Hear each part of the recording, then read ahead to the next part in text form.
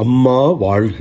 மதுரை உயர் மறை மாவட்டம் கே. புதூர் புனித லூர்தன்னை திருத்தலத்தில் லூர்தன்னை இளம்பெண்கள் அமைப்பினர் சிறப்பித்த 70வது நாள் நன்றி திருப்பலி. புனித லூர்தன்னை திருத்தல ஆலய அர்ச்சிப்புக்கு பின் 100 நாட்கள் நன்றி திருப்பலியை இறைவனுக்கு செலுத்தி வருகிறார்கள்.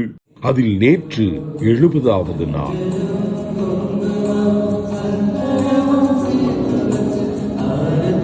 இறைவா உமக்கு நன்றி. அம்மா வாழ்க.